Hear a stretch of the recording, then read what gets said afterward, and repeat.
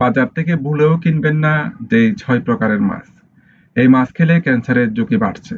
নিষিদ্ধ হয়েও চলছে বিক্রি, সতর্ক করলেন গবেষকরা। আপনিও খাচ্ছেন না তো? মাছে ভাতে বাঙালি, এই প্রবাদ যেন বাঙালির খাদ্য সংস্কৃতির সবচেয়ে সত্যিকারের চিত্র। শরীরের জন্য প্রোটিনের অন্যতম সেরা উৎসও হলো মাছ। চিকিৎসকরাও নিয়মিত মাছ খাওয়ার পরামর্শ দিয়ে থাকেন। কিন্তু আপনি কি জানেন প্রতিদিনের সেই মাছের পাতেই লুকিয়ে থাকতে পারে মারাত্মক স্বাস্থ্য ঝুঁকি? অনেকেই না জেনে খাবারের পাতে এমন কিছু মাছ রাখছেন যা শরীরের উপকার তো করেই না, বরং হতে পারে ক্ষতির কারণ। এমনকি কিছু মাছ খেলে শরীরে বিষক্রিয়ার সম্ভাবনাও থাকে বলে সতর্ক করেছেন পুষ্টিবিদরা।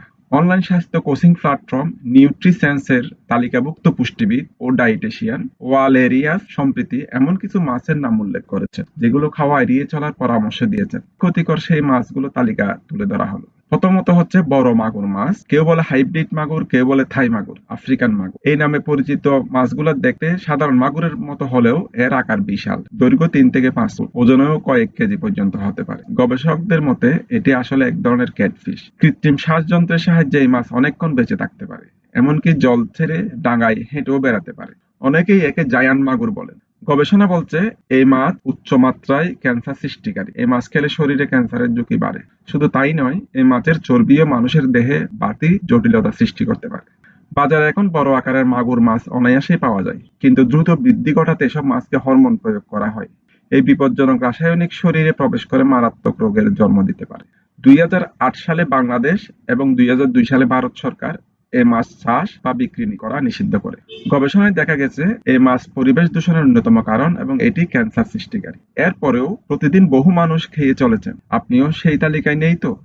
বাংলাদেশে এখনো এসব মাছ প্রকাশ্যেই উৎপাদন ও খোলা বাজারে বিক্রি হতে দেখা যায়, যা বেশিরভাগ সময়ই থাই রূপচাঁদা বা সামুদ্রিক চাঁদা নামেও বিক্রি হয়। এর ছোট আকারের আফ্রিকান মাগুর মাছ দেশি মাগুর মাছ বলেও বিক্রি হতে দেখা যায়। দামে কম হওয়ায় সেই সঙ্গে অন্য মাছের নামে বিক্রি করায় প্রতিনিয়ত প্রতারিত হচ্ছেন ক্রেতারা। তালিকায় ২ নম্বরে আছে টুনা ফিশ।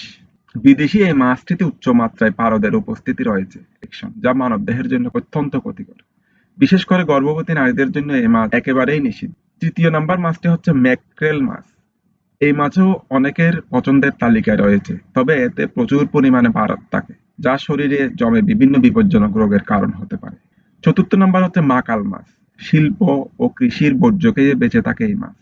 ফলে অনেক সময় এর শরীরেও ক্ষতিকর রাসায়নিক পদার্থ জমা হয়। এই মাছ খাওয়া থেকে বিরত থাকার পরামর্শ দেওয়া হচ্ছে। পঞ্চম নাম্বার হচ্ছে পাঙ্গাস মাছ। বর্তমানে খুবই জনপ্রিয় মাছ এটি, কিন্তু দ্রুত উৎপাদনের জন্য এতে বিষাক্ত কীটনাশক, রাসায়নিক সার এবং স্বাদ বাড়ানোর জন্য নানা ধরনের রাসায়নিক ব্যবহৃত হচ্ছে। গবেষণা বলছে এসব পদার্থ ক্যান্সারের ঝুঁকি বাড়াতে পারে, তাই পাঙ্গাস মাছ এড়িয়ে চলাই শ্রেয়। পাঙ্গাস মাছ নিয়েও গবেষকদের সতর্কবার্তা রয়েছে। এই মাছ শিল্প ও কৃষিকাজের বর্জ্য পদার্থ খেয়ে বেড়ে ওঠে, ফলে শরীরের পক্ষে অত্যন্ত ক্ষতিকর। এতে থাকা পারদের মাত্রা মানুষের শরীরে সহ্য সীমা ছাড়িয়ে যায়। ৬ নাম্বার হচ্ছে তেলাপিয়া মাছ। সুন্দর ও বড় আকারের তেলাপিয়া মাছ এখন সহজলভ্য, কিন্তু এতে থাকে অতিরিক্ত ক্ষতিকারক চর্বি, যা শরীরের কোলেস্টেরলের মাত্রা বাড়িয়ে হৃদরোগের নানা সমস্যার সৃষ্টি করতে পারে। যাদের হাঁপানি বা বাতের সমস্যা রয়েছে তাদের এই মাছ একেবারেই না খাওয়ার পরামর্শ দেওয়া হয়েছে। প্রকৃতপক্ষে মাছ নিজেই ক্ষতিকারক নয়, সমস্যা সৃষ্টি করছে মাছ চাষের ভুল পদ্ধতি, রাসায়নিক ব্যবহারে দূষিত জলাশয় ও অপ্রাকৃতিক পরিবেশ। এসব কারণে এসব মাছ শরীরের জন্য হুমকি স্বরূপ হয়ে উঠেছে। আপনি যদি সুস্থ থাকতে চান তবে মাছের ক্ষেত্রে সচেতন হতেই হবে। কোন মাছ কোথা থেকে এসেছে, কিভাবে চাষ হচ্ছে তা না জেনে খাবারের পাতে তুলে না রাখাই বুদ্ধিমানের কাজ। ধন্যবাদ এতক্ষণ আমাদের আলোচনা শোনার জন্য।